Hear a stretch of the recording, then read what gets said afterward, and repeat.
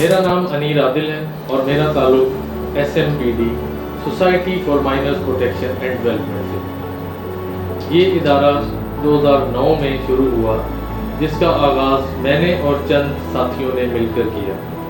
SMP مختلف issues پہ مختلف تھیمیٹک ایریاز پر کام کرتی ہے، جن میں سے ایک تھیمیٹک ایریا کلائمیٹ ایکشن بھی ہے۔ جیسا کہ ہم جانتے ہیں کہ موجودہ حالات میں کلائمیٹ ایکشن پر کافی لوگ کام کر رہے ہیں، اور بین الاقوامی جو پارٹنرز ہیں، دنیا ہے، وہ اس کو کافی سیریس لے رہی ہے۔ پاکستان کی حکومت نے بھی کچھ اقدامات اس پہ اٹھائے ہیں، جس پہ کلائمیٹ جسٹس کی بھی بات کی گئی ہے، اور کلائمیٹ چینج اور گلوبل وارمنگ سے کیسے نپٹا جائے اس کے بارے میں بھی چند کوششیں کی گئی ہیں۔ SMP اور اس کی جو ٹیم ہے، جو اس میں لوگ کام کرتے ہیں، ہم اپنے طور پر اس میں حصہ ڈالنے کی اور جو ہم کنٹریبیوٹ کر سکتے ہیں اس کی کوشش کر رہے ہیں، جو کہ ہمارا کنٹریبیوشن سسٹینیبل ڈیولپمنٹ گولز ہیں، اس میں بھی اس کا حصہ پہنچ رہا ہے، اور ہم اپنے طور پر اس میں چند ایکٹیویٹیز ہیں جن پر ہم کام کرتے ہیں۔ پاکستان میں جب ہم اس کو دیکھتے ہیں تو پاکستان کلائمیٹ چینج اور گلوبل وارمنگ کے نقصانات سے متاثر ہونے والے چند ملکوں میں سے ہے، جو کہ فہرست میں کافی اوپر ہے۔ جیسا کہ آپ جانتے ہیں کہ 2022 اور 2010 میں جو سیلاب آیا تھا، جس سے ہمارا 1/3 of our country has lost crops and infrastructure, اور ہماری اکانومی کو اس سے کافی زیادہ نقصانات اٹھانے پڑے تھے۔ تو اس کی ایک وجہ کلائمیٹ چینج ہے، جس کی وجہ سے اس طرح کی ناگہانی آفات زیادہ آتی ہیں۔ تو ہم اس حوالے سے ہماری ایک کوشش ہے، اور ہم کوشش کر رہے ہیں کہ اس میں اور لوگ بھی ہمارے ساتھ مل کر اس پر کام کریں۔ SMP نے اس حوالے سے ایک ٹیم بھی مرتب دی ہے، جو کہ کلائمیٹ ایکشن پر کام کرتی ہے، جس میں لوگوں کو آگاہی دینا، درخت لگانا، پلاسٹک کی مصنوعات کا کم سے کم استعمال ہے، اور ری سائیکلنگ۔ اس میں سب سے جو ہم سوچتے ہیں کہ خاص اور امپورٹنٹ چیز ہے، وہ یہ ہے کہ یہ پلینٹ ارتھ، جس ہم زمین پر جو ہم رہتے ہیں، یہ ہم سب کی ذمہ داری ہے۔ اس میں ہم سب کو حصہ ڈالنے کی ضرورت ہے اس کو بچانے کے لیے، اور جو ہمارا آگاہی کی مہم ہے، جب تک ہم اس کو کامیاب نہیں کریں گے اور زیادہ سے زیادہ لوگوں کو اس بارے میں نہیں بتائیں گے کہ کلائمیٹ چینج سے ہماری لائف پہ، ہماری زندگی پہ کیا اثرات ہو رہے ہیں، اور آنے والی نسلوں کو کیا چیلنجز درپیش آ سکتے ہیں کہ اگر ہم نے اس وقت کوئی ایکشن نہ لیا یا کوئی اس پر کام نہ کیا۔ اس حوالے سے ہماری جو ٹیم ہے وہ مختلف ایکٹیویٹیز کرتی ہے، جس میں ٹری پلانٹیشن ڈرائیوز ہیں ہماری، جس میں ہم درخت لگاتے ہیں تاکہ ہم جو ہے آکسیجن لیول کو، اور جو ایوریج ٹیمپریچرز ہیں اس ارتھ کے، اس کو مینیج کرنے کے لیے اس میں کنٹریبیوٹ ہم کرتے ہیں۔ اس کے علاوہ ہم پلاسٹک ویسٹ پر لوگوں کو آگاہی دیتے ہیں، اور ری سائیکلنگ کے لیے انکریج کرتے ہیں کہ آپ ایسی پروڈکٹس لیں جس میں جو ریسائیکل ہو سکیں، اور پلاسٹک کا یوز کم سے کم ہم کریں۔ اس کے علاوہ رینیویبل انرجی، جیسا کہ ہم جانتے ہیں کہ پاکستان ایک غریب ملک ہے، اور ہمارے بہت سارے جو مسائل ہیں وہ ہماری اکانومی سے بھی جڑے ہوئے ہیں۔ تو اس میں جب ہم فاسل فیول کی زیادہ اس کی کنزمپشن کرتے ہیں، اس کو فاسل فیول کو یوز کرتے ہیں، تو اس سے ایک تو فاسل فیول کی قیمت کافی زیادہ ہے، مہنگی ہے، اور اس سے ہمارے ماحول پر بھی کافی برا اثر پڑتا ہے۔ تو ہم کوشش کرتے ہیں کہ رینیویبل انرجی، جس میں سولر انرجی سر فہرست ہے، اس کی طرف لوگوں کو مائل کرتے ہیں کہ آپ سولر انرجی کو پروموٹ کریں اور کلین انرجی کی طرف جائیں۔ تو اس حوالے سے ہم نے ایک ٹیم جو مرتب دی ہے، وہ ہر جمعے کو ایک کیپیسٹی بلڈنگ سیشن بھی کرتی ہے ہمارے اسٹاف اور والنٹیئرز کے ساتھ، جس میں ہم سارے بیٹھ کے کلائمیٹ ایکشن اور اس کی میٹیگیشن یا اس کے سلوشنس پر بھی ہم بات کرتے ہیں۔ اور اس حوالے سے ہم نے ایک ویڈیو بھی بنائی ہے جو آج ہم آپ سے شیئر کر رہے ہیں، تو آپ پلیز یہ ویڈیو دیکھیں، اور ہمارے جو ٹیم کے ساتھی ہیں وہ آگے آپ کو مزید تفصیلات دیں گے۔ آپ سب کا بہت شکریہ، thank you very much. Good afternoon every one, میرا نام موہن بھورو ہے اور میں SMP میں ایز اے فیلڈ کوآرڈینیٹر کے طور پر کام کرتا ہوں، اور آج ہم سیکھیں گے میٹیگیشنز کے حوالے سے اور ایڈپٹیشنز کے حوالے سے۔ تو جیسا کہ آپ سب جانتے ہیں کہ کلائمیٹ چینج ہو رہا ہے، تو کلائمیٹ چینج ہونے کی وجہ سے زیادہ تر مسلسل بارشیں ہو رہی ہیں، ڈراٹس آ رہے ہیں اور کافی فلڈس بھی آ رہا ہے۔ تو اس کے حوالے سے ہم دیکھیں گے اور سیکھیں گے کہ ہم کلائمیٹ چینج کو ہم روک تو نہیں سکتے، لیکن ہم اس میں کمی لا سکتے ہیں۔ تو اس پہ ایک ہمارا جو ٹاپک ہے وہ ہے میٹیگیشنز۔ میٹیگیشن کا مطلب ہے کہ کسی چیز میں کمی لانا، تو ہم اس کے بارے میں سیکھیں گے۔ اور دوسرا ہمارا ٹاپک ہے ایڈپٹیشنز، کہ ہمیں اس کو کس طرح ایڈجسٹ کرنا ہے۔ اس چیز کو ہم روک تو نہیں سکتے، لیکن ہمیں اس کو ایڈجسٹ کرنا ہوگا۔ تو سب سے پہلے ہم سیکھیں گے میٹیگیشنز کہ ہم کس طرح مطلب کلائمیٹ چینج کو میٹیگیشن کر سکتے ہیں۔ تو اس میں سب سے جو پہلا وہ ہے رینیویبل انرجی، جیسے کہ آپ سب جانتے ہیں کہ آج کل ہم فوسل فیول زیادہ استعمال کر رہے ہیں، جس کی وجہ سے ہمارا گرین ہاؤس جو ہے وہ افیکٹ ہو رہا ہے۔ تو اس کی وجہ سے ہمیں زیادہ سے زیادہ جو ضرورت ہے وہ رینیویبل انرجی کی ہے۔ ہمیں جو ہے نا وہ کنورٹ ہونا پڑے گا رینیویبل انرجی پہ، جس پہ ہمارے آ جاتے ہیں سولر سے، وائنڈ سے، اور ہائیڈرو پاور سے، یا جیو تھرمل انرجی ہے۔ تو ہم اگر یہ استعمال کریں گے تو ہم اپنے کلائمیٹ میں کمی لا سکتے ہیں، اس کو روک سکتے ہیں۔ اس کے بعد ہے کہ جیسے کہ آپ کو پتہ ہے کہ زیادہ تر آج کل جو ٹرینڈ چل رہا ہے وہ ہے ٹری پلانٹیشن۔ تو میں اس پہ بھی ہماری یہ بات ہوگی آج کے ایفورسٹریشنز اینڈ ریفورسٹریشنز۔ جیسے کہ آپ کو پتہ ہے کہ آج کل لوگوں کو ہر چیز کی ضرورت ہے، جس کی وجہ سے لوگ لکڑی کاٹتے ہیں، لکڑی سے ہر چیز بنتی ہے، فرنیچر بنتی ہے، لوگوں کو جلانے کے لیے لکڑی چاہیے، ہر چیز کے لیے کاغذ بنانے کے لیے لکڑی چاہیے۔ تو اس صورت حال میں ہمیں اس کو کاٹنا ہے، لیکن اس کی جگہ پہ ہمیں ایک دو درخت اور بھی لگانے ہیں، تاکہ اس کی جو ایک جو ہم کاٹ رہے ہیں اس کی وہ کمی پوری کر سکیں۔ تو یہ بھی اس میں مین کردار اس کا آتا ہے کہ ہم اگر کوئی درخت کاٹتے تو اس کی جگہ پہ ہم ایک دو اور لگائیں، تاکہ وہ تیار ہو اور ہمیں آگے جا کے وہ کام بھی آ سکیں۔ اور اس کے ساتھ ساتھ جو ہمیں میٹیگیٹ کرنا پڑے گا وہ ہے سسٹینیبل ایگریکلچر۔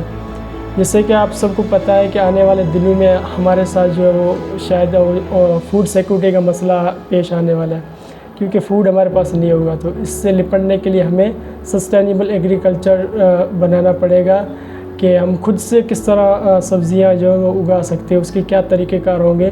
تو وہ بھی ایک اہم ہے، اگر وہ ہم کریں گے تو پھر سسٹینیبل اس طرح کی کوئی بھی آفات وغیرہ آتی ہے تو سسٹینیبل ایگریکلچر ہمارے پاس ہوگا تو ہم وہ فوڈ استعمال کر سکتے ہیں اس سچویشنس میں۔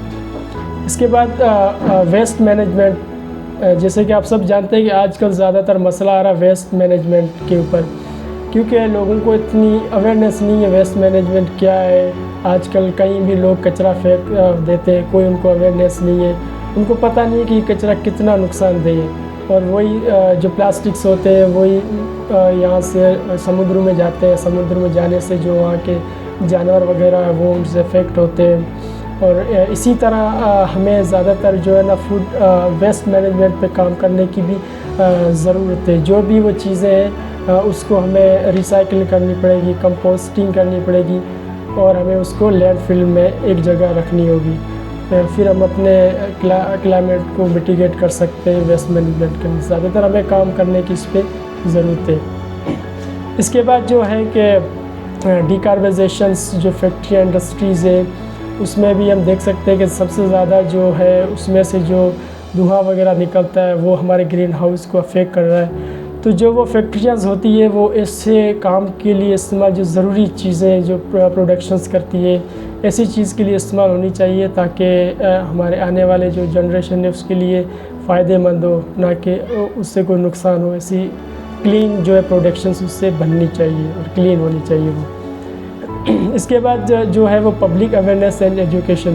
سب سے زیادہ جو ضرورت ہے لوگوں کو آج کل وہ ہے پبلک اویئرنیس اینڈ ایجوکیشنس کی، کیونکہ کافی لوگوں کو نہیں پتہ ہے کہ کلائمیٹ چینج کیا ہے اور یہ کیوں ہو رہا ہے اور یہ کس کس پہ اس کا جو افیکٹ ہوتا ہے۔ تو زیادہ تر ہمیں اویئرنیس دینے کی ضرورت ہے لوگوں کو، لوگوں میں بیداری لانے کی ضرورت ہے تاکہ ان کو بھی پتہ چلے کہ کلائمیٹ جو ہے وہ ہمارے کام کرنے کی وجہ سے ہی ہو رہا ہے۔ تو اسی طرح ہم لوگوں کو اویئرنیس بھی دیں تاکہ وہ کلائمیٹ کے بارے میں جان سکے، اور وہ اگر اگلی بار اگر وہ اس طرح کا کام کرتے تو ان کے علم میں یہ بات ہو تاکہ وہ ایسا کام نہ کریں۔ تو اسی طرح ہم اپنے کلائمیٹ کو میٹیگیٹ کر سکتے ہیں، اس کو کم کر سکتے ہیں۔ اس کے بعد جو میرا دوسرا ٹاپک تھا وہ تھا ایڈپٹیشنس جو ہے اس میں ہم کیا کیا کر سکتے ہیں۔ سب سے زیادہ جیسے کہ آپ سب جانتے ہیں کہ جب فلڈ آتا ہے تو زیادہ تر لوگوں کے جو ہے گھر جو ہے وہ ختم ہو جاتے ہیں یا پھر وہ گر جاتے ہیں، اور جو ان کے راستے ہوتے ہیں وہ بھی پانی سے بھر جاتے ہیں، لوگوں کو کافی مشکلات ہوتی ہے، اور پینے کا اتنا پانی اچھا بھی نہیں ہوتا ہے۔ تو اس کے لیے سب سے ضروری ہے وہ ہے انفراسٹرکچرس، جو ہمارے جو گھر کے ڈیزائن سے وہ اس طرح کے ہونے چاہیے تاکہ کوئی بھی فلڈ آتا ہے تو وہ اس سے وہ بچ سکے اور اس سے وہ ان کو کوئی نقصان نہ ہو۔ اس کے ساتھ ساتھ جو ہمارے راستے ہیں وہ بھی اونچی سطح پر ہونے چاہیے تاکہ اگر اس طرح کی کوئی فلڈ وغیرہ آتا ہے تو وہ راستے ہمارے اگر سیو ہوں گے تو پھر ہم اس پہ آ جا سکتے ہیں سکون سے۔ اور اسی طرح جو اور بھی جتنے ڈیولپمنٹ کے کام ہیں ان میں بھی یہ انفراسٹرکچرس کا خاص یہ ہے کہ اس کو دیکھا جائے تاکہ ہم فلڈ سے اور اس طرح کے جو خطرات یا آفات یا ہیزرڈ سے بچ سکتے ہیں۔ اس کے بعد ہے واٹر مینجمنٹ۔ جیسے کہ آپ سب جانتے ہیں کہ جو پانی کی آج کل زیادہ قلت آنے والی ہے، آنے والے سالوں میں ہمارے پاس پینے کے لیے پانی اتنا نہیں اویلیبل ہوگا، تو اس سے بہتر یہ ہے کہ ہم ابھی سے احتیاط کریں اور اس پانی کو فضول ضائع نہ کریں، ہم اس کو اچھے کام کے لیے استعمال کریں، ہم ضرورت کے مطابق استعمال کریں۔ تو اس کی بھی ہمیں زیادہ وہ ایڈپٹیشنس کرنی پڑے گی۔ سب سے زیادہ ہمیں مسئلہ آنے والا ہے وہ پانی کا آنے والا ہے، تو اس کے لیے بھی ہم ایڈپٹیشنس کریں، اس کو بھی ہم سیو کریں اور کم سے کم اس کو استعمال کریں۔ اور اس کے ساتھ ساتھ جو ہے وہ ہمارا ایگریکلچر کا جو رول ہے وہ مین چیز ہے۔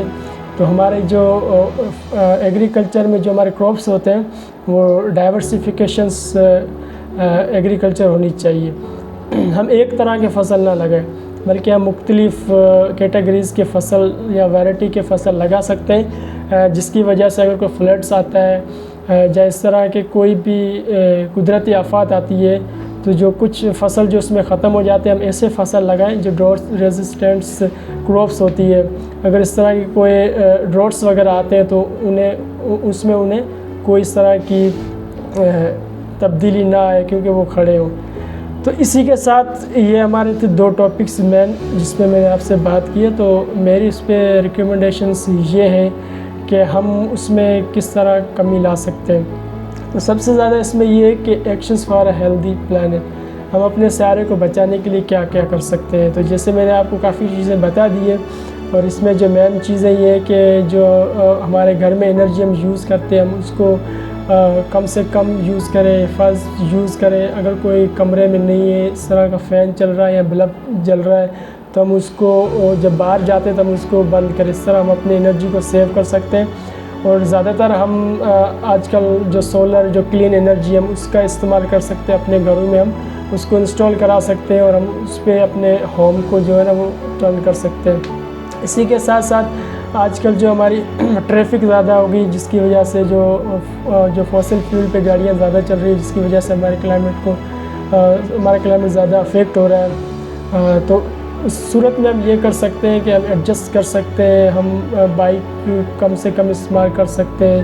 اگر کوئی ایک بندہ بائک پہ جا رہا ہے تو ہم اس کے ساتھ ایڈجسٹ کر سکتے ہیں، ہم زیادہ اتنی ٹرانسپورٹیشن استعمال نہ کریں، یا زیادہ تر ہم جو ہے پبلک ٹرانسپورٹیشن جو ہے وہ استعمال کریں۔ اس کے ساتھ ساتھ جو ہے زیادہ تر ہمیں کام کرنا ہوگا ریڈیوز پہ اور ری یوز پہ اور ریپیئر پہ اور ریسائیکل پہ۔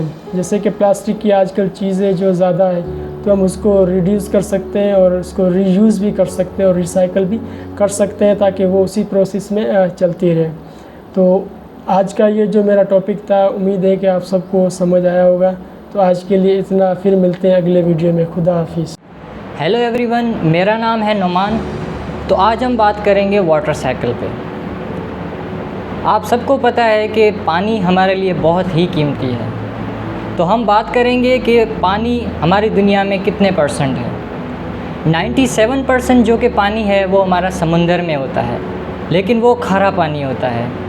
باقی جو 2% پانی ہے وہ ہمارا گلیشیئرس مطلب کہ وہ برف ہوتا ہے. باقی جو 1% جو پانی ہے وہ ہم اپنے روزمرہ کی زندگی میں استعمال کرتے ہیں. جو 2.1% جو کہ پانی ہے وہ ہمارا نارتھ اور ساؤتھ پول میں ہے جو کہ برف ہے. تو 3 پروسیجر ہم سیکھیں گے واٹر سائیکل کے لیے. تو پہلا ہمارا جو اسٹیپ ہے وہ ہے ایوپریشن. ایوپریشن کیا ہے؟ ایوپریشن جب لکوڈ جو پانی ہے وہ ویپرس میں کنورٹ ہوتا ہے تو اس کو کہتے ہیں ایوپریشن. اور سیکنڈ اسٹیپ ہے کنڈنسیشن. جو ہمارے ویپرس ہیں وہ ایٹماسفیئر میں جب وہ اکٹھے ہوتے ہیں تو اسے کہا جاتا ہے کنڈنسیشن. اور اس کے بعد جب وہ بادل بن کر جب وہ برستے ہیں تو اسے کہتے ہیں پریسیپیٹیشن. تو سب سے پہلے میں آپ کو بتایا پہلا اسٹیپ کہ ایوپریشن کیا ہے. میں نے آپ کو پہلے ہی بتایا کہ ہمارے جو سمندر میں 97% جو کہ پانی ہوتا ہے. ویسے تو پوری دنیا میں پانی ہے لیکن زیادہ سے زیادہ ہمارے سمندر میں پانی ہوتا ہے جو کہ وہاں سے وہ ایوپریٹ ہوتا ہے. جب سورج کی تیز کرنیں گرم کرنیں جب ارتھ پر پڑتی ہیں تب وہ ایوپریٹ ہوتا ہے. ایوپریٹ ہوتا ہے جب وہ ویپرس بن کر جب آسمان میں جاتا ہے. آسمان میں جانے کے بعد وہاں پر کنڈنسیشن ہوتا ہے. کنڈنسیشن جو ہمارے ویپرس ہیں وہ کنورٹ ہوتے ہیں لکوڈ میں. لکوڈ میں کنورٹ ہونے کے بعد جب وہ بادل بن جاتے ہیں تب وہ ایک جگہ سے دوسری جگہ ٹریول کرتے ہیں. جب وہ کسی پہاڑ سے ٹکراتے ہیں تو وہاں پر پھر یا تو وہ بارش کی صورت میں یا وہ برف کی صورت میں وہ ہمارے دنیا میں برستے ہیں. اور اس کے بعد وہی پانی ہمارا دریا کے ذریعے لیکس کے ذریعے وہی پانی ہم استعمال بھی کرتے ہیں اور باقی جو پانی ہوتا ہے وہ اوشنس میں چلا جاتا ہے. جیسا کہ میں نے پہلے ہی آپ کو بتایا کہ میٹھا پانی ہے وہ 1% ہے. تو ہمیں کوشش کرنی ہے کہ زیادہ سے زیادہ ہم پانی کو سیو کریں جو میٹھا پانی ہے کیونکہ میٹھا پانی ہمارے لیے بہت لازمی ہے. وہ ہمارے کھانے کے لیے ہم استعمال کرتے ہیں, پینے کے لیے اور بھی بہت ساری چیزوں کے لیے ہمیں میٹھا پانی لازمی ہے. ہمارے کھیتوں کے لیے کیونکہ جب میٹھا پانی کھیتوں میں جائے گا تو ہماری کھیتی باڑی اچھی ہوگی. اور اس کے علاوہ ہم جو پانی کو سیو کریں زیادہ سے زیادہ کیونکہ ہمارے پاکستان میں اتنے ڈیمز نہیں ہیں جہاں پر ہم اپنے میٹھا پانی جو رین فال کا پانی آتا ہے جو پہاڑوں میں سے پانی آتا ہے اس کو ہم سیو کر پائیں. کیونکہ اگر ہم یہ پانی سیو نہیں کریں گے تو آگے جا کے ہمارے لیے بہت مشکل پیش آنے والی ہے کیونکہ 2050 تک یہ پانی کم ہونے والا ہے. تو ہمیں ابھی سے ہی کوشش کرنی ہے کہ ہم اپنے جو میٹھا پانی ہے اس کو سیو کریں اور زیادہ ویسٹ نہ کریں اور اس کو سیو کریں. Thank you. جی میرا نام شمون کرم ہے. آج ہم پلاسٹک کے اوپر بات کریں گے کہ پلاسٹک کے نقصانات کیا کیا ہوتے ہیں. ماحولیاتی آلودگی کے لیے پلاسٹک آج کل ایک بہت بڑا خطرہ بن چکا ہے. پلاسٹک زمین سے ہی حاصل کیے جانے فوسل فیول سے ہی تیار کیا جاتا ہے اور جس طرح سے ہم دیکھتے ہیں کہ بینزین اور وینائل ہائپوکلورائڈ سے تیار کیا جاتا ہے پلاسٹک جو کیمیکل سے تیار ہوتا ہے اور اس کو تیار کرنے کے لیے بہت سارے پیٹرو کیمیکلز جو جلانے پڑتے ہیں اور ان کے جلنے سے بہت سارے نقصانات ہوتے ہیں. اور اس کے بعد جب پلاسٹک بن جاتا ہے تو اس کا سنگل یوز کیا جاتا ہے یعنی کہ ہم ایک دفعہ اس کو استعمال کرتے ہیں اور پھر پھینک دیتے ہیں. اس کا پراپر طریقے سے ہم استعمال نہیں کرتے.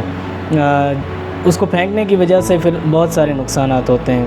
جس طرح سے جب ہم پلاسٹک کی چیزوں کو استعمال کے بعد ہم پھینک دیتے ہیں تو پھر وہ ہم دیکھتے ہیں کہ زمین کھیتوں کھلیانوں اور دریاؤں اور سمندر میں اس کے ڈھیر بننا شروع ہو جاتے ہیں. وہ جمع ہوتا ہے اور وہاں پر ڈھیر بن جاتے ہیں جس کو گاربیج پیچز ہم کہتے ہیں. اور پلاسٹک کو جب وہاں سمندر وغیرہ میں جمع ہو جاتا ہے تو پھر وہ اس کی تہہ میں چلا جاتا ہے، جس کی وجہ سے سمندر میں جو رہنے والے جانور ہیں، جو حیاتیات ہیں، ان کو بہت سارا نقصان ہوتا ہے۔ اور سمندری پلاسٹک کا سب سے بڑا ذخیرہ جو ہے وہ شمالی پیسفک اوشن میں واقع ہے، جس کو انگریزی میں گریٹ گاربیج پیچ کا نام دیا گیا ہے۔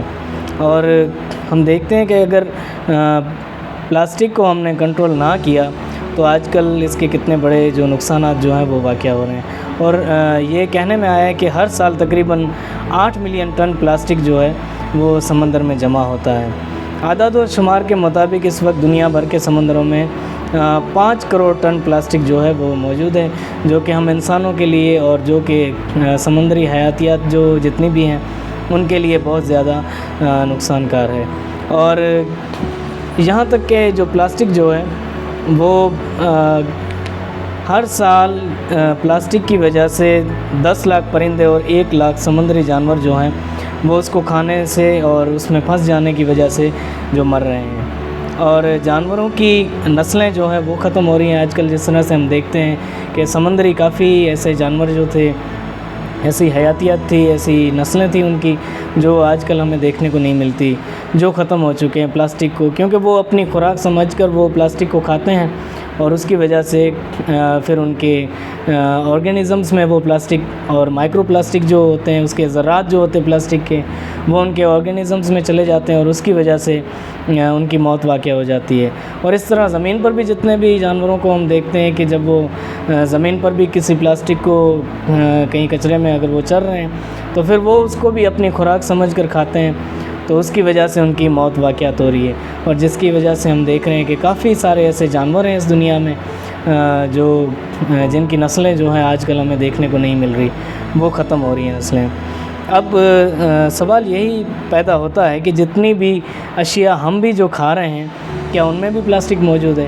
جی ہاں، بالکل ایسا ہی ہے کہ جو پلاسٹک ہم استعمال کر رہے ہیں اس کے ذریعے جو پلاسٹک کی چیزیں ہیں جو ہم استعمال کر رہے ہیں، جیسے کہ سافٹ ڈرنک ہیں، کولڈ ڈرنک ہے اور پلاسٹک کی بوٹلز ہیں، جتنی بھی چیزیں ہم استعمال کر رہے ہیں اس میں مائکرو پلاسٹک جو ہے وہ شامل ہو کر ہمارے جسم میں شامل ہو جاتا ہے۔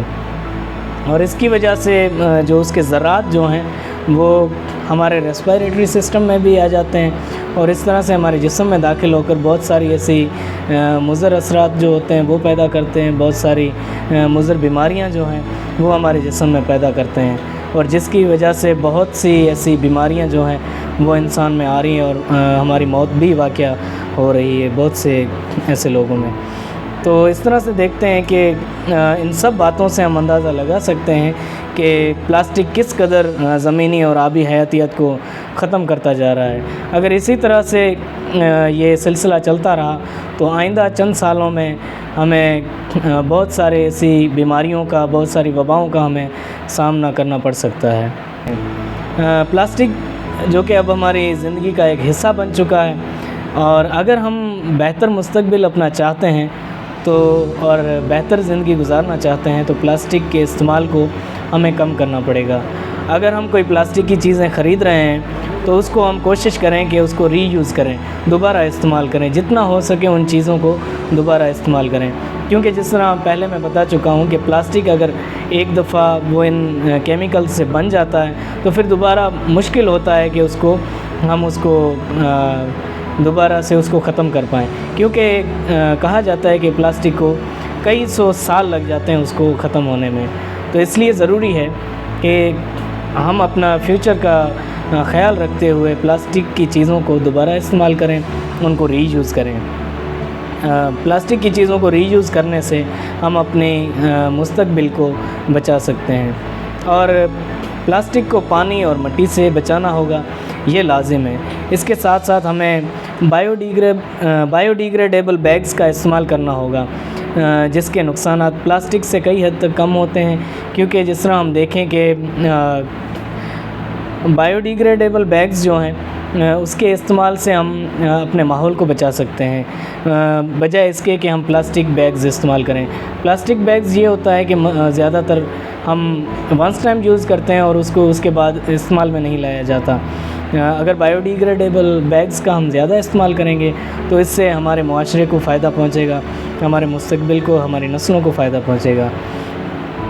جس طرح سے ایک سوال یہ بھی اٹھتا ہے کہ پلاسٹک کو جلایا جائے، تو کافی لوگ یہ بھی سمجھتے ہیں کہ اگر جلا دیں تو پھر شاید اس کی گندگی یا اس کی پولیوشن میں کمی آ سکتی ہے۔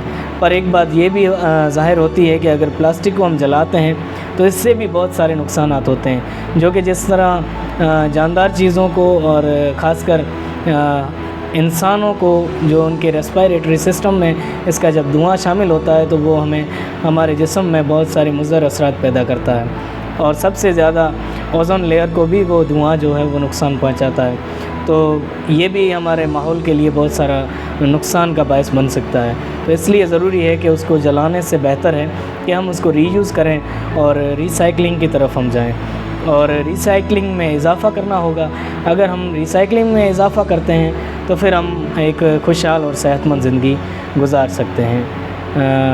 بہت بہت شکریہ۔ میرا نام پریم چند ہے اور میں آج آپ کے ساتھ مخاطب ہوں، اور جس طرح آپ جانتے ہیں کہ کلائمیٹ چینج ہمارے ایک دنیا کے لیے ایک بہت بڑا ایک مسئلہ بن چکا ہے، اور یہ ایک بڑا چیلنج ہے۔ تو میں آج آپ کو ایک جو ہمارا جو سب سے بڑا شعبہ ہے جس کو ہم ایگریکلچر کہتے ہیں، کلائمیٹ کا اثر ایگریکلچر پہ، جہاں ہماری زراعت پہ کتنا اس پہ وہ اثر انداز کرتی ہے، تو یہ میرا آج ٹاپک ہے جو میں آپ کے ساتھ شیئر کروں گا کہ جو کلائمیٹ چینج ہے اس کا جو امپیکٹ ہے وہ ایگریکلچر کو، وہ زراعت کو کس طریقے سے وہ متاثر کرتا ہے۔ تو آج ہم دیکھتے ہیں کہ سب سے پہلے میں آپ کو بتاؤں گا کہ دنیا میں جو کون کون سے جو کنٹری ہے، جو ملک ہے جو سب سے زیادہ جو ایگریکلچر پروڈیوس کرتے ہیں۔ تو زرعی قدر کے لحاظ سے دنیا کے جو سب سے جو ٹاپ پر جو کنٹری ہے، جو ملک ہے، وہ ہے چائنا۔ چین دنیا کا سب سے بڑا ملک ہے، وہ اس لحاظ سے کیونکہ چین کا جو رقبہ ہے وہ بھی زیادہ ہے، اور اس کی جو پاپولیشن ہے وہ بھی زیادہ ہے۔ اور دوسرا جو کنٹری سیکنڈ پہ آتا ہے ایگریکلچر کے لحاظ سے وہ ہے ہمارا جو پڑوسی ملک ہے، وہ ہے بھارت، جس کو ہم انڈیا بھی کہتے ہیں۔ اور کیونکہ انڈیا کے پاس بھی کافی وہ رقبہ ہے ایگریکلچر کے لحاظ سے، اور وہ کافی ایگریکلچر وہ ان کے لیے ان کے پاس زمین وہ ان کے پاس موجود ہے، اور تو وہ کافی جو فصلیں وہ اگاتی ہے۔ اور تیسرا جو سب سے بڑا ملک ہے وہ ہے امریکہ، اور امریکہ کا بھی جو اکنومی ہے وہ کافی بہتر ہے، اور جس سے وہ دوسرے ملکوں کو بھی گندم وغیرہ اور جو ایگریکلچر کی جو فصلیں ہوتی ہیں وہ ان کو پرووائڈ کرتی ہے۔ اور چوتھا جو سب سے بڑا جو ملک ہے وہ ہے برازیل، اور برازیل بھی دنیا کے چوتھے بڑے ملکوں میں شامل ہوتا ہے، کیونکہ یہ بھی جو ہے ایگریکلچر یہ بہت زیادہ پروڈیوس کرتا ہے، اور یہ بھی باہر ایگریکلچر جس طرح گندم ہو گئی اور رائس ہو گئی اس کو یہ ایکسپورٹ کرتا ہے۔ اور دوسرا جو مین ٹاپک میں آپ کے سامنے بتاؤں گا کہ پاکستان میں تقریباً 37.4% جو افرادی جو لوگ جو ہمارے ہیں وہ ان کا جو دار و مدار ہے وہ کسان ہیں، کیونکہ پاکستان میں زیادہ تر تقریباً 23% سے بھی زیادہ جو لوگ ہیں وہ ایگریکلچر میں کام کرتے ہیں، اور وہ تقریباً جو ہمارے جی ڈی پی پہ بھی کافی اس کا اثر پڑتا ہے، اور ہمارے جی ڈی پی بھی ہمارے کافی بہتر ہوتی ہے۔ اور اس کے بعد جو فصلیں ہیں وہ 31% ہے، اور پاکستان کے زرعی شعبے کو میں بھی یہ ایک اچھا اسٹیپ ہے۔ اور کیونکہ پاکستان میں 62% جو لائیو اسٹاک ہے، لوگ جانور پالتے ہیں، اور 4.1% جو عام فصلیں لوگ لگاتے ہیں، اور 3.3% دیگر فصلیں جس میں چاول ہو گئے اور دالیں ہو گئی اور دوسری فصلیں وہ لوگ اگاتے ہیں۔ 0.5% ہمارے پاس کیا ہے، جنگلات یہاں پہ موجود ہے، اور 0.3% یہاں پہ ماہی گیر ہے، جو لوگ سمندر میں مچھلیاں پکڑتے ہیں، اور وہ ان سے وہ اپنا کیا کرتے ہیں، وہ گزر سفر کرتے ہیں۔ لیکن جو سب سے زیادہ جو ہمارا جو لوگ زیادہ جو کسان ہیں وہ تقریباً 37.4% ہمارے جو لوگ ہیں وہ کھیتوں میں کام کرتے ہیں، وہ دیہڑیے کرتے ہیں، وہ مزدوری کرتے ہیں۔ اسی کے لحاظ سے میں آپ کو بتاؤں گا کہ پاکستان کو جو زرعی جو معیشت کو ایک زرعی ریڑھ کی ہڈی سمجھا جاتا ہے۔ جو پاکستان ہے وہ آپ کو پتہ ہے ایک زرعی ملک ہے، جس کی جو آبادی ہے وہ تقریباً 47% جو آبادی ہے ان کا جو دار و مدار ہے وہ ایگریکلچر پہ، وہ زراعت پہ وہ انحصار کرتا ہے، وہ اسی پہ ڈیپینڈ ہوتا ہے۔ اب پاکستان کے بنیادی قدرتی وسائل قابل کاشتکاری اور زمینی پیداوار کو بڑھانا ہے۔ پاکستان کی جو جی ڈی پی ہے وہ 18.9% میں کافی اضافہ ہوتا ہے ایگریکلچر سے ہمارے ملک کو، ہمارے کنٹری کو۔ اور اس کے علاوہ جو ہمارے پاس جو پنجاب جو سب سے بڑا جو کنٹری ہے وہ سب سے زیادہ جو گندم اگاتا ہے اور وہ چاول اگاتا ہے، اور کسان اپنے ٹریکٹروں کو ایندھن دینے کے لیے ڈیزل پر انحصار کرتے ہیں، اور اس کے نتیجے میں ڈیزل کی جو قیمتوں میں کافی اضافہ ہوتا ہے، اور جس سے کسانوں کو کافی مشکلات پیش آتی ہے۔ اس کے بعد میں آپ کو بتاؤں گا کہ پاکستان میں جو بڑھتی ہوئی جو آبادی ہے اور پاکستان کا جو اکنامی ہے پاکستان کی، جس طرح ہم نے سیکھا تھا کہ پاکستان کی اکنامی کو بھی جو ہمارا کلائمیٹ چینج ہے اس کو کافی متاثر کرتا ہے، تو یہ زراعت جو ہمارا شعبہ ہے اس کو بھی جو کلائمیٹ چینج ہے یہ اس کو بہت متاثر کرتا ہے۔ ایک سروے کے مطابق جو لائف اسٹاک جو ہمارے پاس ہے وہ زرعی شعبے کے لحاظ سے اضافی ویلیو رکھتا ہے، کیونکہ اس وقت جو 62% جو لوگ ہیں وہ انحصار کرتے ہیں لائف اسٹاک پہ، بیس کے وہ جانور پالتے ہیں، پھر وہ ان سے دودھ نکالتے ہیں، پھر ان کو وہ سیل کرتے ہیں، پھر اسی کے ذریعے وہ اپنا گزر سفر کرتے ہیں۔ ایک رپورٹ کے مطابق جو پاکستان کے پاس 24.2 ملین مویشی موجود ہے، جس میں 26.3 ملین بھینسیں موجود ہیں اور 24.9 ملین بھیڑیں اور 56.7 ملین جو بکرے ہیں، جس میں بکریاں بھی شامل ہیں، اور 0.8 ملین اونٹ ہیں۔ ایک مشترک پولیٹری سیکٹر بھی ہے جس کو پولیٹری بھی کہتے ہیں، جو لوگ مرغیاں پالتے ہیں اور وہ ان سے بھی وہ بزنس کرتے ہیں۔ اس کے علاوہ لوگ مچھلیوں کا بھی کاروبار کرتے ہیں اور مچھلی لوگ سیل بھی کرتے ہیں، اور اس سے بھی لوگوں کی جو زندگی ہے وہ کافی بہتر ہوتی ہے۔ اس کے لحاظ سے جانور جو کہ 29.472 ملین ٹن جو دودھ پیدا کرتا ہے، پاکستان کو دودھ پیدا کرنے کے لحاظ سے پاکستان دنیا کا 5واں بڑا کنٹری ہے، تو اس سے بھی جو ہماری جی ڈی پی ہے اس میں کافی اضافہ ہوتا ہے، کیونکہ پاکستان کیا کرتا ہے دودھ کو ایکسپورٹ کرتا ہے، ظاہر اس سے چیزیں بنتی ہے، پھر چیزیں بن کے پاکستان اس کو باہر سیل کرتا ہے، جب سیل کرتا ہے تو پھر پاکستان کو کیا آتے ہیں، پاکستان کو ڈالرز ملتے ہیں، پھر اس سے جو پاکستان کی جو اکنامی ہے وہ بہتر ہوتی ہے۔ اور اس کے علاوہ جو 115 ملین ٹن گائے کا گوشت اور 0.740 ملین ٹن مٹن اور 0.416 ملین ٹن مرغی کا گوشت اور 8.528 ملین انڈے اور 40% جو لوگ جو ہے وہ اون بیچتے ہیں، جس طرح کھالیں ہو گئی، بیڑے وغیرہ جس طرح ہو گئی ان کی، وہ پاکستان کیا کرتا ہے اس سے چیزیں بناتا ہے، ان سے پروڈکٹ بناتا ہے، پھر وہ پروڈکٹ کیا کرتا ہے پاکستان سیل کرتا ہے، تو اس سے بھی جو پاکستان کی جو اکنامی ہے وہ اس پہ کافی فرق پڑتا ہے، مطلب اس پہ کافی اثر ہوتا ہے۔ تو پاکستان کا جو زیادہ دار و مدار ہے وہ ایگریکلچر پہ ہے، لیکن ہم یہ دیکھتے ہیں کہ جو ہمارا ایگریکلچر ہے آہستہ آہستہ اس پہ کلائمیٹ جو چینج کا کافی اثر ہے، کیونکہ آپ کو پتہ ہے کہ ابھی کافی جیسے طوفان آتے ہیں، جب زلزلے آتے ہیں اور کافی آفات آتی ہے، خشک حالی آتی ہے، جس سے جو ہماری فصل ہے وہ متاثر ہو جاتی ہے۔ جس طرح ہم دیکھا جائے تو 2011 میں جو فلڈ آیا تھا، اس کے بعد ہم دیکھتے ہیں جب 2020 میں فلڈ آیا تھا، اس کے بعد حال ہی میں ابھی 2022 میں جب فلڈ آیا تھا تو اس میں ہماری جو فصلیں ہیں وہ تباہ ہو گئی تھی. تو اس سے جو ہمارے کسانوں کو کافی نقصان ہوا ہے، کیونکہ جو ہمارے جو کسان حضرات ہیں، جو ہمارے مزدور طبقہ ہے، ان کا زیادہ جو دار و مدار ہوتا ہے وہ ایگریکلچر پہ ہوتا ہے اور مزدوری بھی ہوتا ہے. لیکن اسی آفتوں سے ان کو بہت نقصان ہوا اور وہ جو لوگ ہیں وہ قرضی ہو گئے کیونکہ ان کے جو فصلیں تھے وہ تباہ ہو گئے تھے. تو یہ جو سارا جو دار و مدار ہے یہ جو ہے جو کلائمیٹ چینج کا اثر ہے. جو میں آپ کو بتاؤں گا کہ جو کلائمیٹ چینج کا جو اثر ہے وہ پاکستان پہ جب دنیا پر یہ کب سے شروع ہوا؟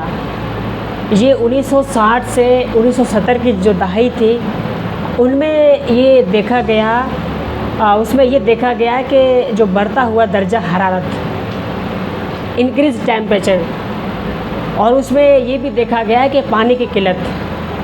یہ 1960 سے 1970، پھر 1970 سے لے کے 1980 کے درمیان جب ریسرچ کی گئی تو اس میں یہ پتہ لگا کہ جو ہمارے جو زراعت پہ کافی جو کلائمیٹ چینج کا کافی اثر ہے، جس سے جو ہمارا جو زراعت جو معاش ہے وہ بالکل کم ہوتا جا رہا ہے اور جس میں پانی کی کمی بھی کافی ہو رہی ہے. تو ہم دیکھتے ہیں کہ کلائمیٹ جو چینج کا جو اثر ہے وہ نہ صرف پاکستان کو متاثر کر رہا ہے بلکہ ہمارے پوری دنیا کو یہ متاثر کر رہا ہے. لیکن جہاں تک اگر بات کی جائے کہ پاکستان ایک زرعی ملک ہے تو اسی لیے ہم دیکھتے ہیں کہ پاکستان کو آنے والے دنوں میں کیا کیا جو پاکستان کو چیلنجز درپیش آ سکتے ہیں. تو سب سے جو بڑا جو پاکستان کو جو چیلنج جو درپیش آئے گا آنے والے دنوں میں وہ ہے کہ بڑھتی ہوئی آبادی، انکریز پاپولیشن. کیونکہ ہم دیکھتے ہیں کہ ابھی جو پاکستان کی جو آبادی ہے وہ 24 کروڑ آبادی ہے، لیکن اگر 2050 تک اگر دیکھا جائے تو یہ آبادی کافی بڑھ جائے گی. جب آبادی بڑھ جائے گی تو ان کے لیے ہمارے پاس اتنی خوراک موجود نہیں ہے کیونکہ پاکستان کے پاس پانی کی بھی کمی ہے اور پاکستان کے پاس خوراک کی بھی کمی ہے. کیونکہ اگر آفتیں آتی رہی تو ہمارے جو فصل ہوگی وہ اس کو متاثر کرے گی. تو اس سے جو پاکستان کو کافی چیلنجز جو پاکستان کو درپیش آئیں گے. جو سب سے جو بڑا جو پاکستان کے لیے مسئلہ وہ ہے جو پاکستان کی جو آبادی ہے وہ تیزی سے بڑھ رہی ہے. اور دوسرا جو پاکستان کو جو چیلنج درپیش ہے وہ ہے جو تیزی سے لوگ شہر بنا رہے ہیں، شہر کی تعمیری کر رہے ہیں، جس طرح لوگ بلڈنگز بنا رہے ہیں اور بڑے بڑے جو پہلے جو زرخیز زمینیں ہوا کرتی تھی لیکن اب لوگوں نے کیا کر دیا ہے کہ اس کو سیل کر کے اس پہ وہ لوگوں نے مارکیٹ بنائی ہوئی ہے، اس پہ لوگ بزنس کر رہے ہیں، اس پہ شہر آباد ہو گئے ہیں. پہلے اگر جہاں تک دیکھا جائے تو شہر بالکل دور دور ہوا کرتے تھے لیکن ابھی ہم دیکھیں کہ شہر کافی پھیل چکے ہیں. تو یہ بھی پاکستان کے لیے کافی چیلنج کافی درپیش بنے گا کیونکہ جب شہر تیزی سے بڑھ رہے ہیں تو وہ کیا کرتے ہیں کہ جو ہماری زرخیز زمین ہے ان کو وہ لوگ پرچیز کر کے ان پہ وہ لوگ بلڈنگیں بناتے ہیں. تو پھر جہاں پہ فصلیں جہاں پہ اگائی جاتی تھی ان کو کافی نقصان ہوتا ہے. اور جو تیسری جو پاکستان کو جو سب سے بڑا مسئلہ ہے کہ وہ فوڈ ڈیمانڈ پاکستان میں بڑھ جائے گی.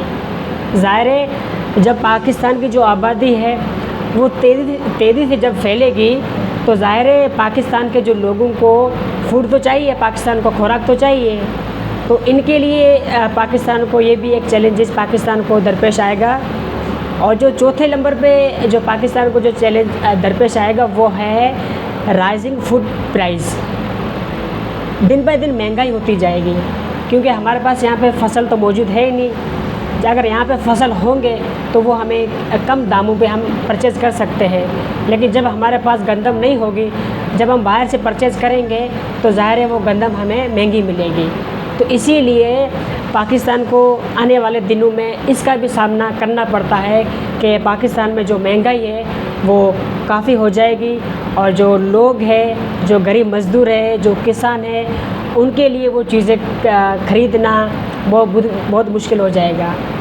اور تیسری جو پانچویں جو پاکستان کے لیے جو بڑا مسئلہ درپیش آئے گا کہ پاکستان کے پاس پانی جمع کرنے کے لیے کوئی وسائل یہاں پہ موجود نہیں ہے، کیونکہ جہاں تک اگر دیکھا جائے تو پاکستان کے پاس ڈیم تو موجود ہے، لیکن وہ اتنے اس میں کیپیسٹی نہیں ہے کہ وہ پانی کو اسٹور کر سکیں۔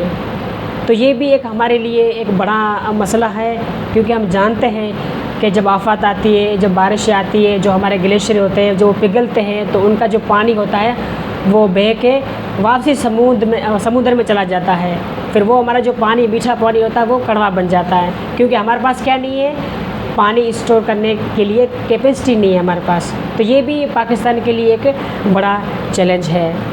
اور اس کے بعد جو پاکستان کا جو گراؤنڈ جو واٹر لیول ہے وہ بھی پاکستان کا دن بائی دن نیچے جا رہا ہے، کیونکہ جو میٹھا پانی ہے وہ دن بائی دن نیچے جا رہا ہے۔ وہ اسی لیے نیچے جا رہا ہے کہ جو زمین کا جو کھٹاؤ کرتے ہیں، کیونکہ جب سیلاب آتا ہے تو وہ کیا کرتا ہے، زمین کو بھی ساتھ وہ بہہ کے لے کے مطلب چلا جاتا ہے، تو اس سے بھی کافی پاکستان کے لیے ایک چیلنجز بن سکتا ہے۔ کا نہیں ہے اتنا جو زمین کا ایریا نہیں ہے یہاں پہ، کیونکہ پاکستان جو کنٹری ہے وہ چھوٹا ملک ہے یہاں پہ، اور یہاں پہ اتنی زراعت کرنا پاکستان کے پاس اتنی ایبلٹی نہیں ہے یہاں پہ، تو یہ بھی ایک پاکستان کے لیے آنے والے دنوں میں یہ بڑا چیلنج بن سکتا ہے، کیونکہ اگر دیکھا جائے جس طرح سے تیزی سے اگر آبادی بڑھ رہی ہے تو اسی لیے ہمیں یہ چاہیے ہوگا کہ ہم اگر تیزی سے اگر آبادی بڑھ رہی ہے تو ہمیں بھی جو ہمارے ایگریکلچر کو ہے اس کو بھی ہم نے زیادہ سے زیادہ ہم نے اس کو اگانا ہے، اور تاکہ جو ہماری جو فوڈ ڈیمانڈ ہے وہ جو لوگوں تک فوڈ کی مانگ ہے وہ لوگوں تک بھی پہنچ سکے۔ اور اس کے بعد فوڈ لاسز اینڈ ویسٹ، اور جہاں تک دیکھا جائے تو پاکستان میں اتنا جو فوڈ ہوتا ہے وہ ویسٹ نہیں ہوتا ہے، کیونکہ پاکستان کے پاس پہلے بھی یہ بڑا مسئلہ ہے فوڈ کے حوالے سے، اور پاکستان کے پاس جو فوڈ ڈسٹریبیوشن سسٹم ہے وہ اتنا کوئی بہتر نہیں ہے پاکستان کے پاس، تو یہ بھی ایک پاکستان کے لیے ایک بڑا چیلنج یہ بن سکتا ہے۔ تو یہ جو چیلنجز جو میں نے آپ کو بتائے تھے یہ زیادہ کلائمیٹ چینج کی وجہ سے پاکستان کو متاثر کر رہے ہیں، نہ صرف کیا ہے لیکن آنے والے دنوں میں یہ پاکستان کو زیادہ یہ ایفیکٹ یہ کر سکتے ہیں۔ اور اس کے علاوہ میں آج آپ کو بتاؤں گا کہ جو کلائمیٹ چینج کا جو امپیکٹ ہے وہ ہمارے زراعت پہ وہ کس طرح ہوتا ہے۔ جو سب سے جو پہلا جو مسئلہ ہے وہ ایگریکلچر جو پروڈکشن ہوتی ہے ہماری اس پہ وہ زیادہ اثر انداز ہوتی ہے، کیونکہ جو ہماری جو پیداوار جو اگتی ہے اس میں دن بائی دن کمی ہوتی جا رہی ہے۔ کیوں کمی ہو رہی ہے؟ کیونکہ جو ٹیمپریچر ہے وہ انکریز ہو رہا ہے، وہ بڑھ رہا ہے، تو گرمی کی شدید بڑھنے کی وجہ سے جو ہمارے فصلز ہو رہے ہیں وہ ان کی جو نشو و نما میں بھی کافی تبدیلی آ رہی ہے۔ اور جو بارش کا جو پیٹرن ہے، جس طرح ہم دیکھتے تھے پہلے جو بارشیں ہوتی تھی وہ جون جولائی میں بارشیں ہوتی تھی، لیکن ابھی وہ جو بارش کا جو پیٹرن ہے وہ پہلے کی طرح وہ پیٹرن نہیں رہا ابھی۔ تو یہ بھی ایک کلائمیٹ چینج کی وجہ سے کہ لوگ کبھی وہ گندم لوگوں نے کٹائی کر کے رکھی ہے اور بارش آ جاتی ہے اور لوگوں کی جو گندم ہے وہ خراب ہو جاتی ہے، تو یہی جو سارا جو سسٹم تھا وہ کلائمیٹ نے بھی ان کو افیکٹ کیا ہوا ہے، ہمارے ایگریکلچر کو، ہمارے فصلوں کو، اور اس سے بھی کافی نقصان ہوتا ہے۔ اور جو دوسرا جو پوائنٹ ہوا ہے وہ climate impact civil and water resource.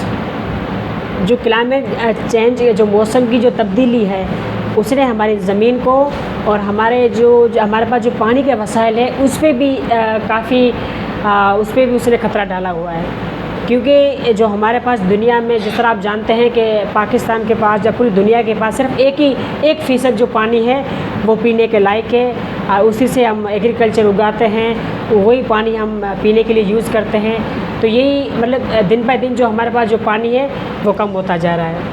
اور تیسرا چیلنج پاکستان کو ایگریکلچر کے لحاظ سے یہ ہے کہ یہ کسان کو بھی متاثر کرتا ہے، کسان کو متاثر کرتا ہے، اور ہمارے جو مویشی ہے، لائیو اسٹاک ہے، یہ ان کو بھی کافی متاثر کرتا ہے، کیونکہ جہاں تک دیکھا جائے تو ہمارے پاس جب یہاں پہ لوگ جب اسپرے کرتے ہیں تو اس میں جو ہونے والے جو زہریلے جو کیمیکلز ہوتے ہیں جب وہ جو کسان حضرات ہیں وہ جب اسپرے کرتے ہیں تو وہ جو بوٹلس ہوتی ہے جس میں وہ دوائیاں وغیرہ ہوتی ہے، وہ جب اسپرے کرنے کے بعد ان کو اچھی جگہ پہ رکھنا ہوتا ہے، اس کو کہیں پانی میں نہیں پھینکنا ہوتا، لیکن لوگ کیا کرتے ہیں کہ اس کو وہ کھلے میں پھینک دیتے ہیں.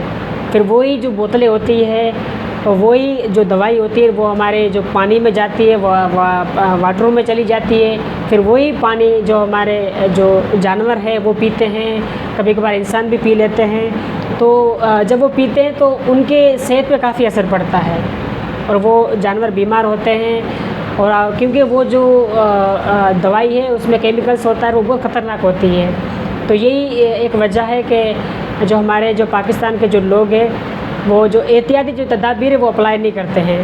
جس طرح ہمارے جو کسان حضرات ہیں وہ جب بھی جاتے ہیں اسپرے کرنے کے لیے تو وہ حفاظتی جو لباس ہے وہ نہیں پہنتے ہیں. جس طرح اگر آپ جب اسپرے کے لیے جاتے ہیں تو ان کو ایک حفاظتی لباس پہننے کی ضرورت ہے. ان کو گلوز پہننے چاہیے ہاتھوں میں، اور ان کو ایسا لباس پہننا چاہیے تاکہ وہ جو دوائی ہے ان کو اثر نہ کریں. ماسک پہننے کی ضرورت ہے، اور پاؤں میں ان کو بوٹ پہننے کی ضرورت ہے. اور آنکھوں کے لیے ان کو اگر گلاس موجود ہے جہاں وہ اگر اینک وغیرہ پہن سکتے ہیں تو وہ پہنیں، تاکہ جو دوائی ہے جو جب اسپرے کرتے ہیں تو وہ ان کے آنکھوں میں نہ جائے. تو یہی اگر احتیاطی تدابیر اگر لوگ اپنائیں گے تو ہمارے جو کسان حضرات ہیں ان کی صحت پہ کافی جو اثر ہے وہ اچھا ہو سکتا ہے. لیکن جب ہم اس پہ جب ہم اپلائی نہیں کرتے تو ہمیں بہت سارے مسئلے ہمیں درپیش آ سکتے ہیں. جس سے کیا ہوگا کہ اگر کوئی شخص جب اسپرے کے لیے جاتا ہے تو اس کے ہاتھوں میں زخم ہے، لیکن وہ جب اسپرے کرتا ہے تو وہی اسپرے جب اس کے زخم کو لگ جاتا ہے تو پھر وہ اس کو زیادہ افیکٹ کرے گا، وہ زیادہ بیمار ہو سکتا ہے. کیونکہ وہ جو کیمیکلس ہوتے ہیں جب وہ ان کے باڈی میں جائیں گے تو وہ ان کو زیادہ بیمار کر سکتے ہیں. تو یہ ہمارے جو ہیلتھ کے لیے نہ صرف انسانوں کے لیے بلکہ جانوروں کے لیے بھی ان کو ایک بڑا ان کے لیے چیلنج بنا ہوا ہے. تو ہمیں چاہیے کہ ہمیں جو ایگرو کیمیکلس جو ٹولس ہوتے ہیں وہ ہمیں اپنانے چاہیے. جب بھی جو ہمارے کسان حضرات ہیں جب مزدور اگر کہیں جاتے ہیں کام کے لیے تو یہ ان کو اپلائی کرنے کی ضرورت ہے تاکہ ان کے باڈی کو کوئی نقصان نہ ہو، ان کی صحت بھی ان کی اچھی رہے، اور جو ہمارے جانور ہے ان کی صحت پہ بھی کوئی بھی برا اثر وہ نہ پڑ سکے. اور اس کے علاوہ میں آپ کو بتاؤں گا کہ کلائمیٹ چینج تو پوری دنیا کے لیے ایک مسئلہ بنا ہوا ہے. ہمیں اس کے لیے کیا کچھ کرنے کی ضرورت ہے، میٹیگیشن کرنے کی ضرورت ہے، کیا کیا اپاؤ ہونے کی ضرورت ہے کہ ہماری جو فصل ہے وہ اچھی ہو سکے. جو پہلا جو اسٹیپ وہ یہ ہے کہ فصلوں کی پیداوار میں اضافہ کریں. کیونکہ ہم دیکھ رہے ہیں کہ ہمیں شائع ہے کہ جو فصلیں ہمیں اگانی چاہیے اس میں ہمیں اضافہ کرنے کی ضرورت ہے، اور فصلیں ہمیں کم سے کم زیادہ سے زیادہ ہمیں لگانی ہے. کیونکہ جس طریقے سے جو آبادی ہے وہ تیزی سے پھیل رہی ہے، جب تیزی سے پھیل رہی ہے تو ہمیں فصلیں ہیں اس کو بھی ہمیں زیادہ سے زیادہ ہمیں لگانے کی ضرورت ہے. اور دوسرا جو اسٹیپ ہے وہ پانی کے نظام اور آب پیاسی کے سسٹم کو ہم نے بہتر بنانا ہے. جو ہمارا ایریگیشن سسٹم ہے اس کو ہم نے بہتر بنانا ہے، اور ہم کوشش یہ کریں کہ پانی کو ہم جمع کریں، اور پانی کو ہم کہیں پہ نہروں میں یا واٹروں میں ایسا ہم کھلا نہیں چھوڑ دیں. کیونکہ وہی پانی ہمارے پینے کے لیے لائق ہوتا ہے، اور وہی جو پانی ہوتا ہے وہ ہمارے جانوروں کے پینے کے لیے استعمال ہوتا ہے، اور وہ جو پانی ہے وہ ہمارے ایگریکلچر کے لیے بھی کام آتا ہے. تو ہمیں واٹر کی بھی سیونگ کرنی ہے. اور تھرڈ نمبر ہمیں یہ کرنے کی ضرورت ہے کہ زمین کی زرخیزی اور اس کے تحفظ کو بڑھانا ہے. جو ہمارے زرخیز زمین ہے کوشش ہمیں یہ کریں کہ اس کو ہم گھیرا بند نہ چھوڑیں. اگر ہمارے پاس زرخیز زمین موجود ہے، اگر ہمارے پاس اسپیس موجود ہے تو ہم وہاں پہ کوئی نہ کوئی سبزی وہاں پہ اگائیں. اگر ہمارے پاس جگہ پڑی ہوئی ہے تو ہم وہاں پہ کچن گارڈنگ لگا سکتے ہیں. کم سے کم والا جو سبزی ہوگی وہ آپ اگا سکتے ہیں. جب سبزیاں اگائیں گے تو آپ کے فیملی کے لیے، آپ کے گھر کے لیے یہ اچھا اسٹیپ ہوگا بجائے کہ آپ شہر سے وہ سبزیاں لیں، بجائے یہ کہ آپ بازار جائیں، لیکن جب کچن گارڈن آپ کے پاس موجود ہوگا، آپ کے پاس زمین ہوگی، تو وہیں پہ آپ سبزی اگا کے اور آپ اچھی سبزی آپ وہاں سے حاصل کر سکتے ہیں۔ اور چوتھا ہے جو موسمیاتی جو لچکدار جو زراعت کو فروغ دیں، کہ پروموٹ کلائمیٹ ریزیلینٹ ایگریکلچر، کہ جو ہم نے اپنے جو ایگریکلچر سسٹم کو وہ ہم نے سسٹینیبل بنانا ہے ہمیں، کہ ہم ایسی فصلیں لگائیں جو بارشوں میں متاثر نہ ہو۔ ہم کوشش یہ کریں کہ جب بارش آتی ہے تو ہم ایسی فصلیں لگائیں کہ جب وہ بارش بھی آئے تو ان کو کوئی نقصان نہ ہو۔ تو ہم نے موسم کے لحاظ سے ہم نے اس کلائمیٹ چینج کے حوالے سے رہتے ہوئے ہمیں جو فصل ہمیں لگانے کی ضرورت ہے۔ اور اس کے علاوہ جو ہماری زرعی تحفظ اور ترقی میں سرمایہ کاری کریں، جو ایگریکلچرس ہیں ہمیں کوشش یہ کرنی چاہیے کہ اس میں ہمیں سرمایہ کاری کریں۔ سرمایہ کاری سے مراد یہ ہے کہ ہم زیادہ سے زیادہ جو ہمارے اگر بچے ہیں پڑھے لکھے ہیں تو ہم ان کو ایگریکلچرس پہ ان کو کورس کروا سکتے ہیں، ان کو اسٹڈی کروا سکتے ہیں، کیونکہ ہمارے پاکستان میں جو ہمارے پاس یہاں پہ ایگریکلچر سے یونیورسٹی یہاں پہ موجود نہیں ہے، ایگریکلچر کے لحاظ سے کوئی ہمارے پاس بڑے بڑے کالج موجود نہیں ہے جہاں پہ ہم یہ تعلیم حاصل کر سکیں کہ ایگریکلچر کو کس طریقے سے اس کو بہتر بنایا جا سکتا ہے، اس کو کس طریقے سے اس میں اضافہ کیا جا سکتا ہے۔ تو ہم کوشش یہ کریں کہ لوگ آج کل دیکھیں کہ ہر شعبے میں لوگ انویسٹ کرتے ہیں، اس میں سرمایہ کاری کرتے ہیں، لیکن جو کم لوگ ہیں وہ جو ایگریکلچر میں وہ سرمایہ کاری کرتے ہیں۔ لیکن اگر ہم ایگریکلچر میں ہم جب سرمایہ کاری نہیں کریں گے تو آنے والے دنوں میں نہ صرف ہمارے لیے بلکہ ہماری آنے والی نسلوں کے لیے بھی کافی بڑا چیلنج بن سکتا ہے، کیونکہ جب خوراک ہمارے پاس نہیں ہوگی تو ہم زندگی کس طریقے سے ہم گزار سکیں گے، کیونکہ خوراک جانور کو بھی چاہیے اور ہمارے انسانوں کے لیے بھی بہت ضروری ہے۔ تو آج کل ہم دیکھیں جو انسان ہے وہ بڑی بڑی چیزوں میں انویسٹ کر رہا ہے، لیکن ایگریکلچر میں وہ کم انویسٹ کرتا ہے۔ تو ہمیں جو ہمارے کسان حضرات ہیں، جو ہمارے زمیندار جو بھائی ہیں، جو زمیندار حضرات ہیں، ان سے مطلب یہی ہماری درخواست ہے کہ آپ ان کو فروغ دیں، ایگریکلچر میں آپ زیادہ انویسٹ کریں۔ جب آپ زیادہ انویسٹ کریں گے تو آپ کو وہاں سے پروفٹ زیادہ ہوگا۔ اور اس کے بعد جو خوراک ذخیرہ کرنے اور محفوظ کرنے کی صلاحیت کو ہم نے بڑھانا ہے۔ کوشش ہم نے یہ کرنی ہے کہ ہم نے خوراک کو اسٹور کرنا ہے اور اس کی کیپیسٹی کو ہم نے کیا کرنا ہے، بڑھانا ہے۔